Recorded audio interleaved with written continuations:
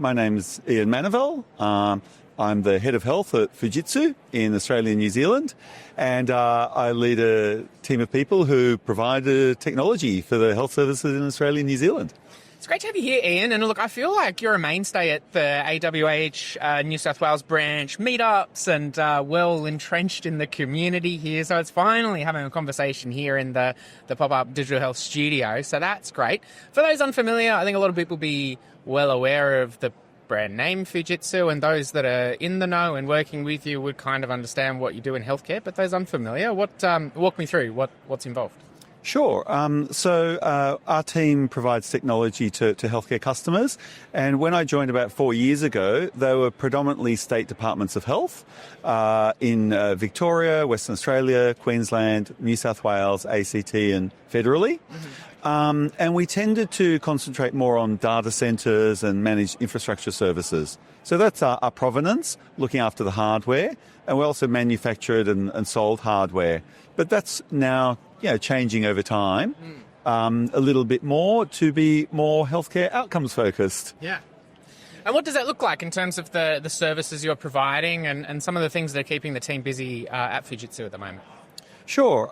So we've decided that we really needed to translate technology into healthcare outcomes in the way that we support our customers. So we wanted to deliver things like workforce satisfaction, good patient experience, population health and value for money. So what we've concentrated on is providing managed services, but also helping transform technology. So, for example, from on-premise systems moving to cloud systems, moving to securing those systems, making them interoperable, and making it easier for the clinical and administrative workforce to use technology in the workplace. And are you sharing anything up on the stage here with attendees here at HIC? Yes, we've got lots of content that we're presenting. We like to lead with thought leadership rather than sales.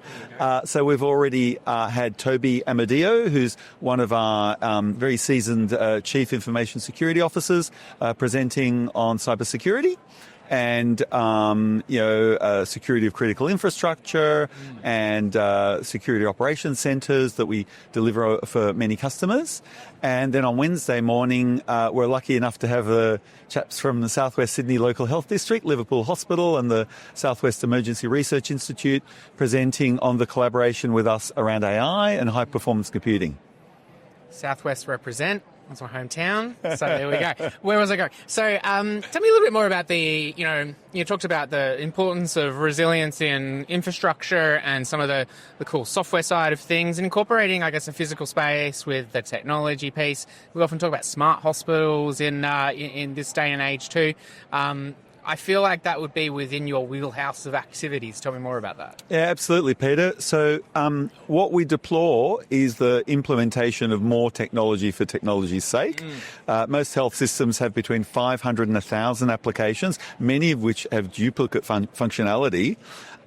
So we're all for thought leadership around smart hospitals, and by that we mean decluttering the landscape, moving more towards platforms rather than a few platforms that have lots of functionality rather than lots of disconnected applications.